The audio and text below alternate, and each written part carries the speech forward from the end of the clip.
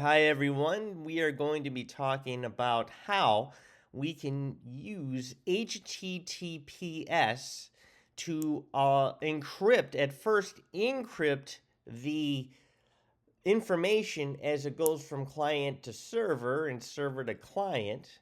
And we can also use what's called the SSL log to actually uncover and decrypt the information.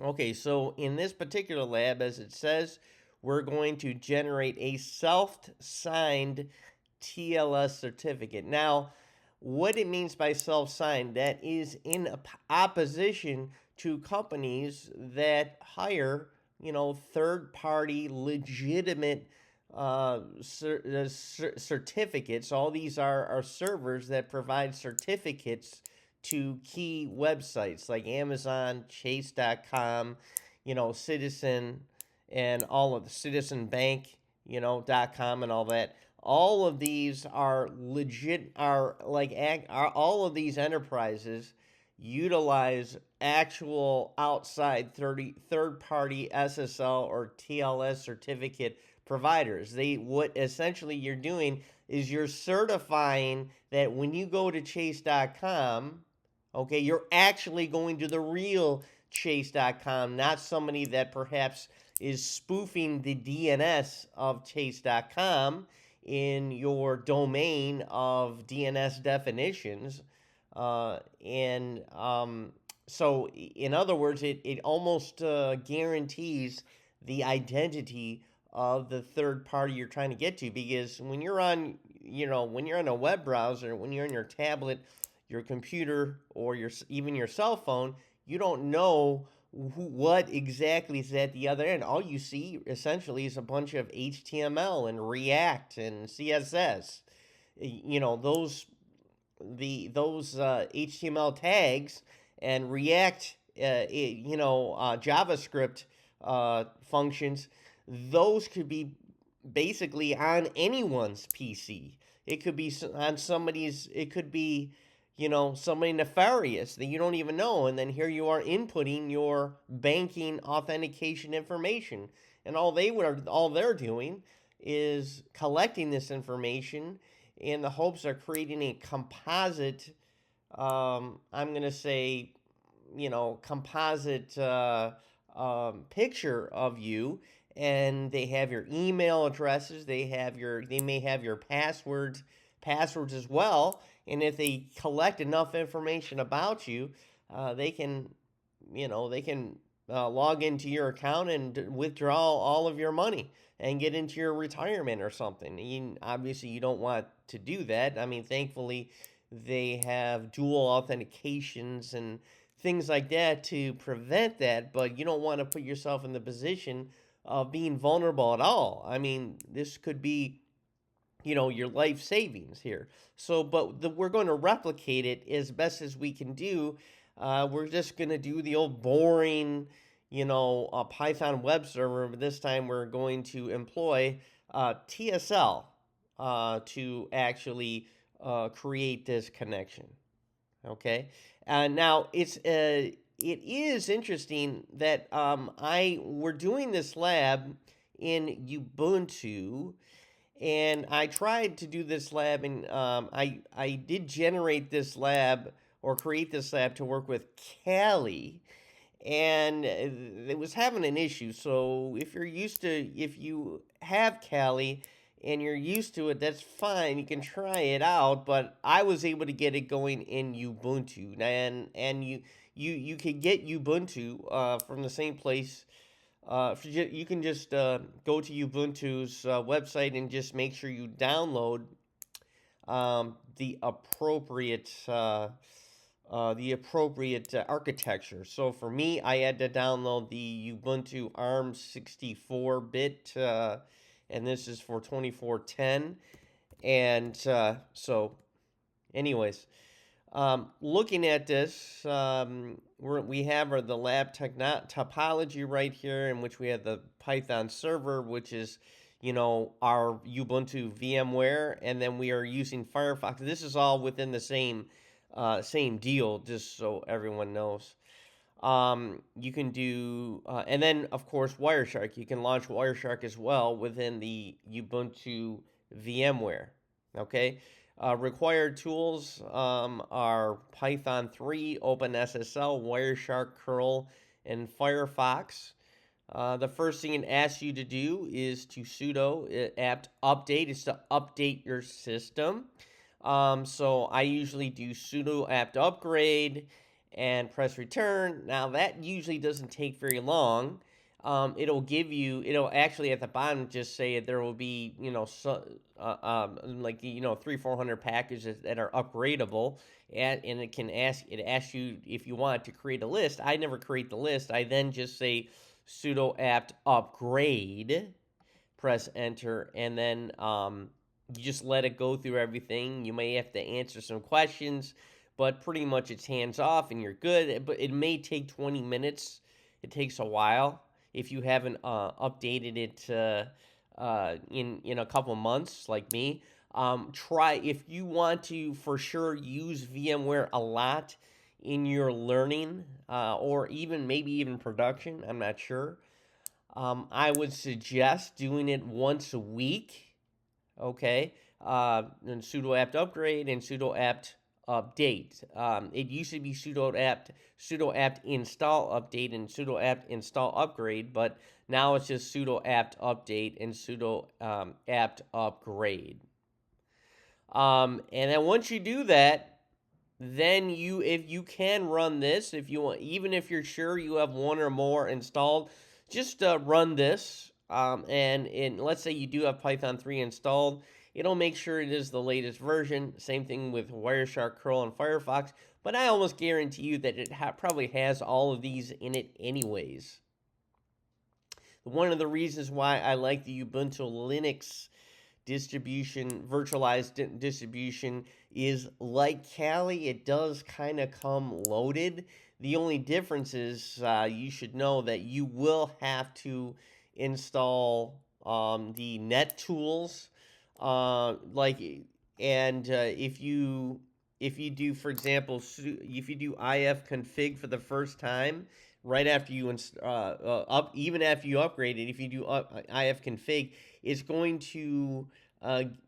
to say that it doesn't understand that command. It's going to ask you to install nettools. So I believe you would just do sudo apt install nettools, which is fine. It's okay. And then you'll get your if config. And when you do run your if config, you want to make sure that your take a look at your interface right here.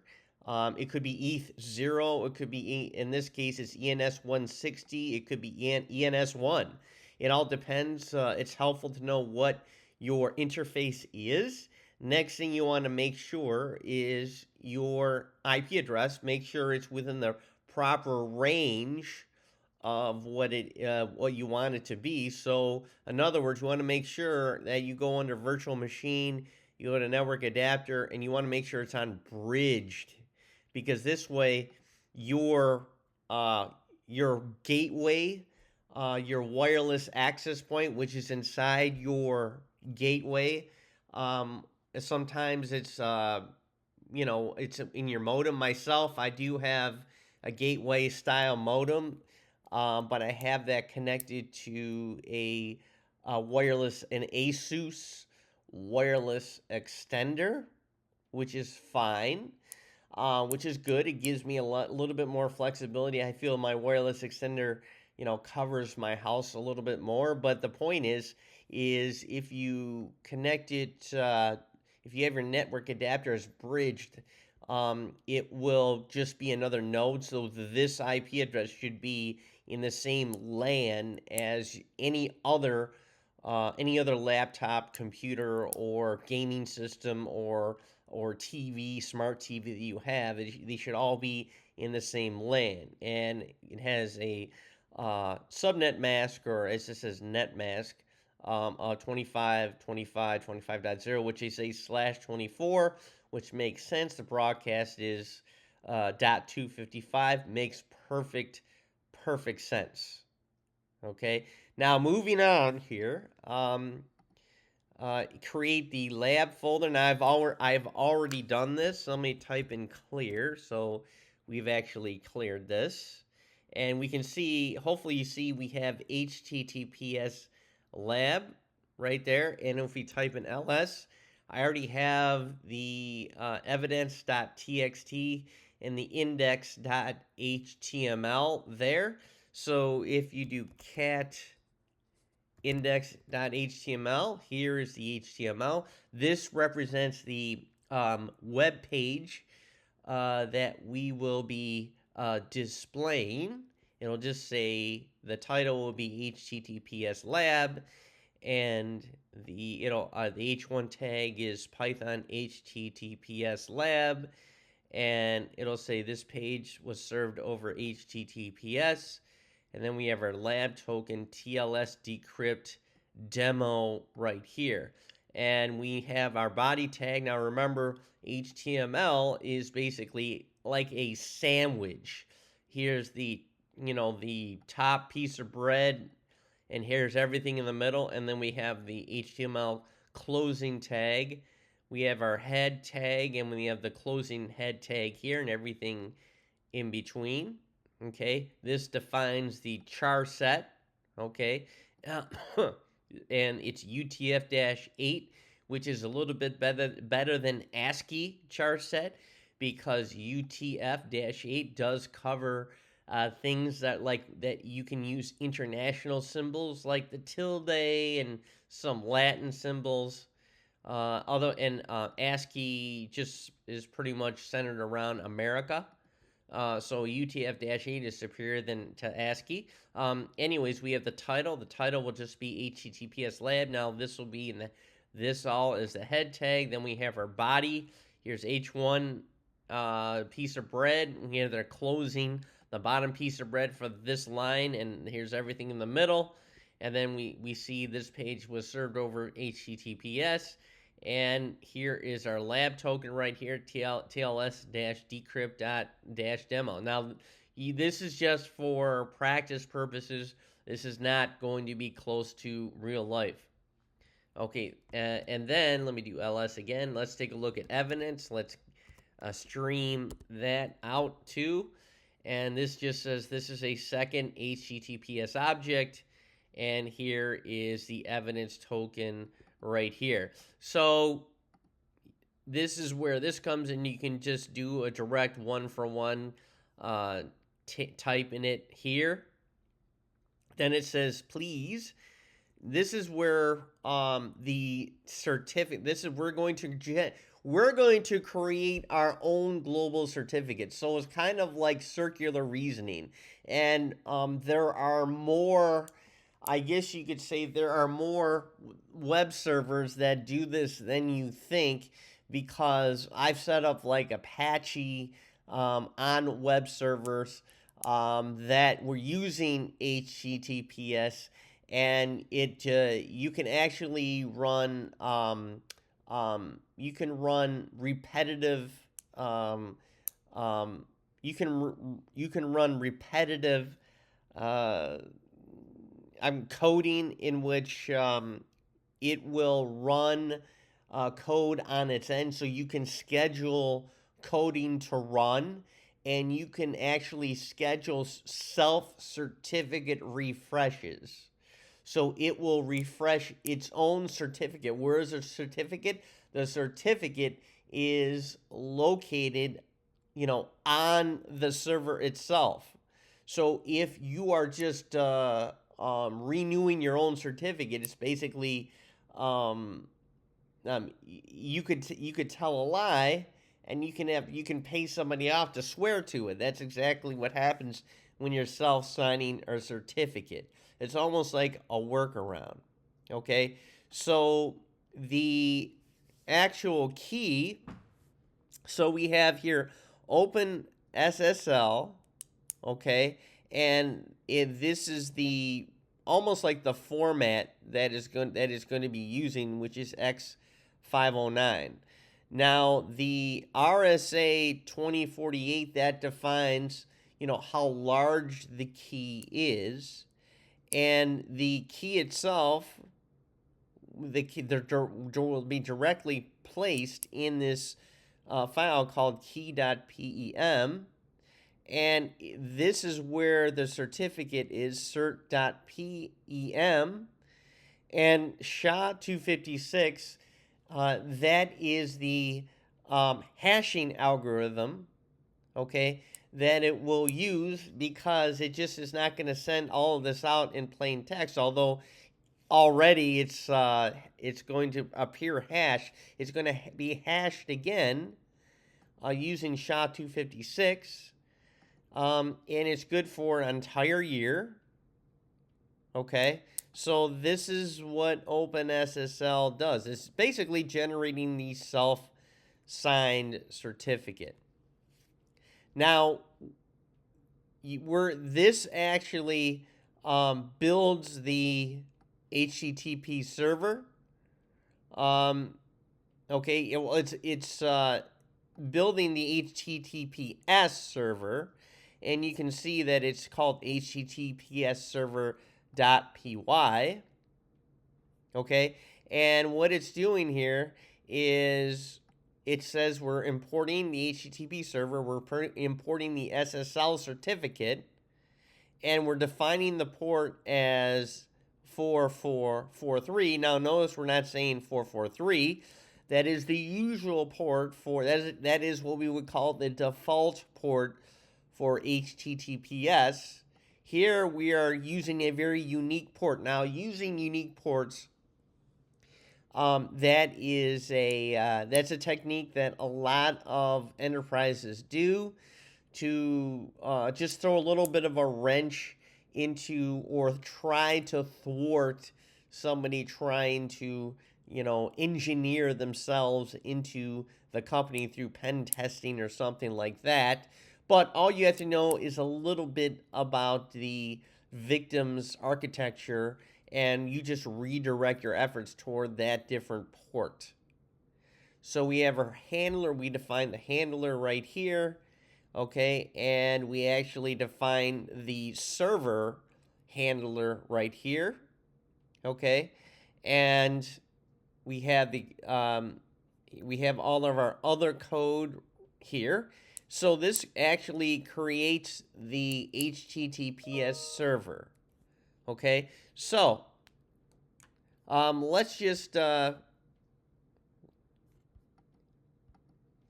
not gonna bore everyone with me typing all of this, so I'm just gonna quickly do this, copy it, and I'm gonna copy it here, and it's successfully placed into here. Now, what we did here is cat is a way you can actually stream from a program onto your screen.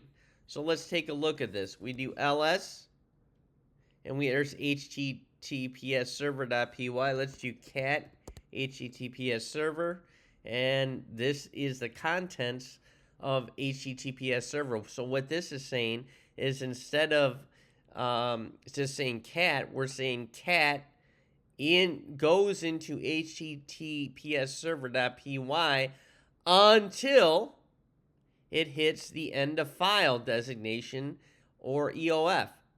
Okay, that is the delineating symbol right there, EOF.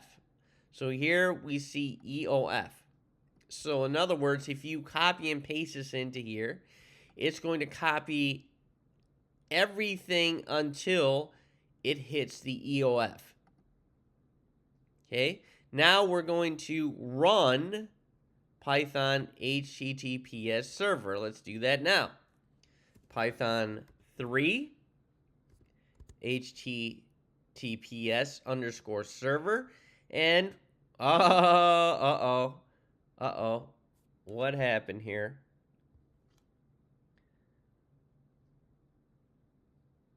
What did I do?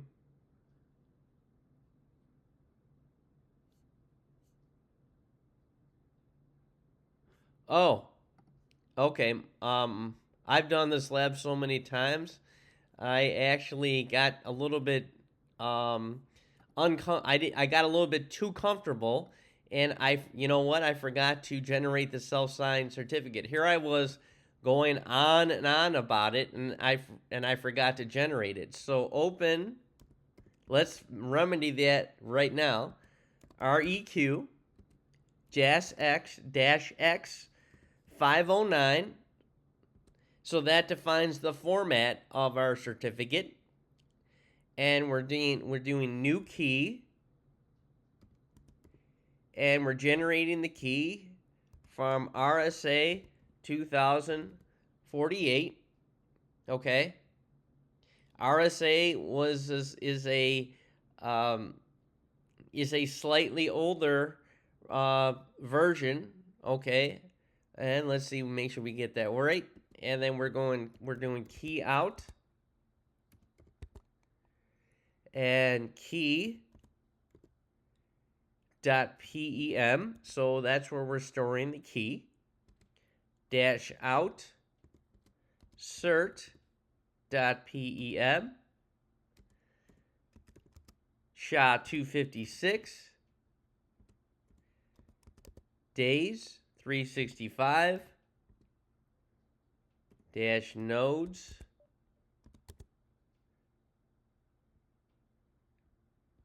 space, and that's the subject line. CN equals local host.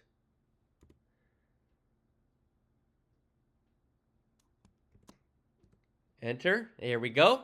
Now we've generated our certificate here. Now this certificate basically creates the private key that will be shared on both sides. Now we can run the HTTPS server, and as you can see, it says server serving HTTPS on HTTPS localhost 4443.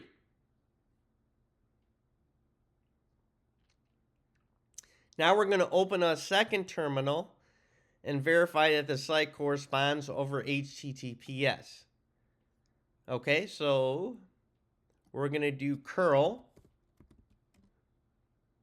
-k HTTPS localhost,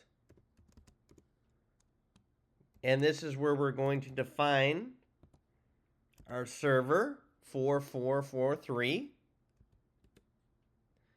And let's see if anything comes up here. And we have an entry where it's keeping track of our server right here. Okay. And it's coming from, and the reason why it's 127.0.0.1 is because that would be the IP address of our local host. I'm sure on some distributions it might even say 127.0.0.1. I don't know if you've ever seen a T-shirt that says, like what is that? Not Alice in Wonderland. What's the one where they're talking about the little yellow brick road and all that? And then the star says, "There's no place like home." She says that over and over. I've seen those T-shirts that say, "There's no place like 127.0.0.1." Anyways. Now we did just the local host. We can do the same, except we can do it with evidence.txt. And it actually, now curl, it actually captures URLs based on their actual URL. So we can do curl. And obviously, the K option tells curl to ignore warning of the self-signed certificate. Okay, and let's go back to this other tab, and we can see that somebody had requested evidence.txt. Okay, that's us. That's now we need to. This is where the rubber meets the road. This is where we tell the browser to, because the browser, when the client and the browser begin to interact with each other, the session secrets, if you will, are stored in the browser.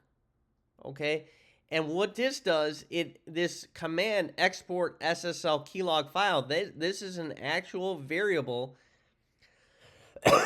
inside the browser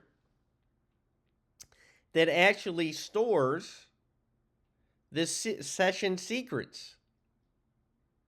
And the session secrets are stored in the sslkeys.log file. So here we're going to ask it, nicely, by the way, to store it to make a copy of it on our local computer. Okay, so let's do this now. We're going to do export SSL keylog file.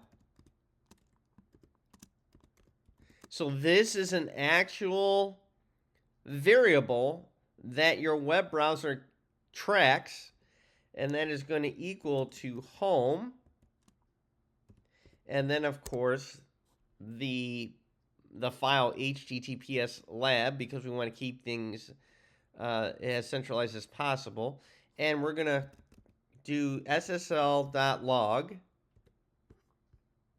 Okay, so the session secrets, and let me do really, how bad my drawings are. So we have our client here, our client system, and then we have our server right here. Now the server is utilizing HTTPS.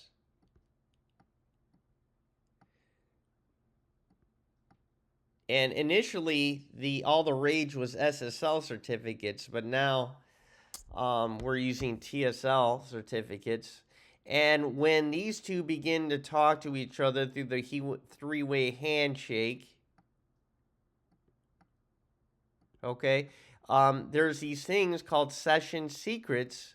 Essentially, the private key are created, and the session secrets will be obviously they'll be on both sides, but it will be stored in the web browser on both the client and the server. And what we're asking to do is create a copy of it on our system.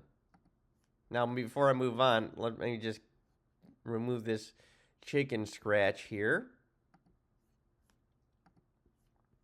And then we've exported this into here.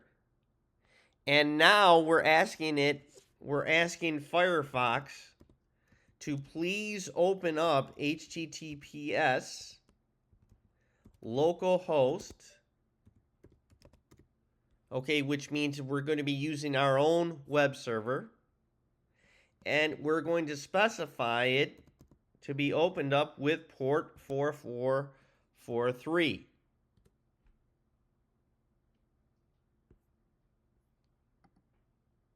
Okay, now it says, obviously, because we have the dreaded self-signed certificate, it'll actually say you're going to get this warning right here. Now, if let's say you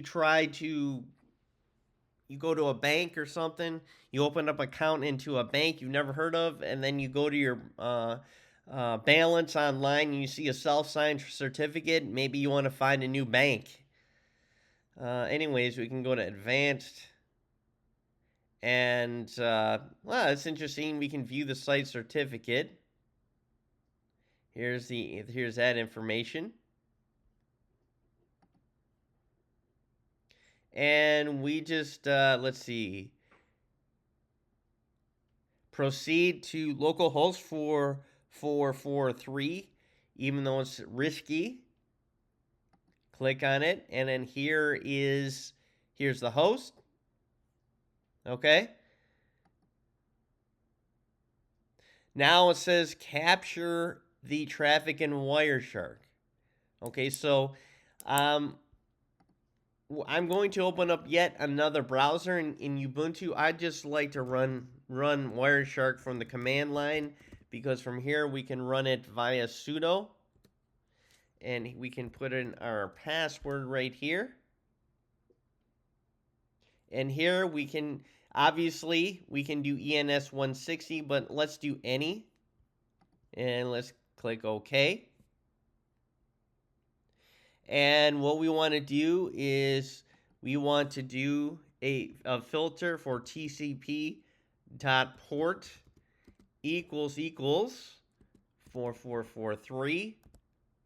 And that equals is for comparison. In programming, the equals or any comparison has a return type of Boolean, but that is irrelevant here. We're just using it to filter and only look for packets or frames which have to do with 4443. And as you can see, as it's use Firefox to request the homepage, visit evidence.txt and refresh once or twice. So what we're going to do, we're going to move this down, and we're going to go back to our web browser right here, and we're going to refresh. And then what we're going to do is we're going to copy this really quickly.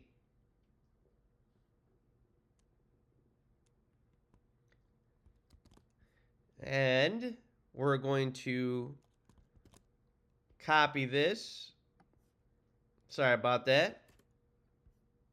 Sometimes copy and paste doesn't seem to be the best. Let's try it again. Okay, this time we're going to do evidence.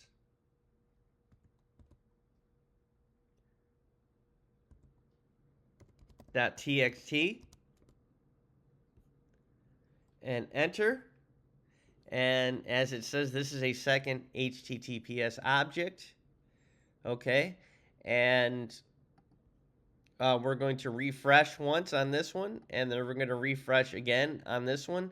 This way we know we have enough information in our Wireshark. Okay, so we are filtering for 4443, and looks like we have enough here.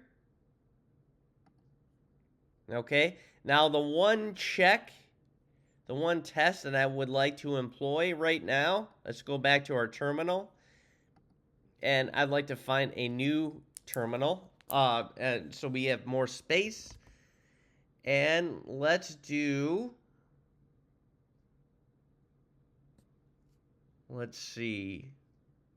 evidence.txt key pem cert pem. Okay, so next thing what I want to do is it says let's see, in Wireshark, open edit and set the pre-master secret log name to the Firefox keylog file, but unfortunately it does not look like there is a SSL key log file. Okay, let's try it again. And unfortunately, this did not seem to work this time, and you're going to get that. You are really going to get that. So we're going to quit without saving, and we don't need to quit this. Let's try this again, because this can happen. All right, let's try this again. Export this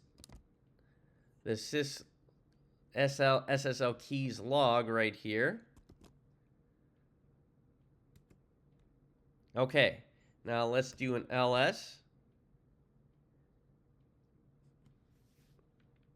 Okay, it did not seem to work again. Let me see if I can fix this.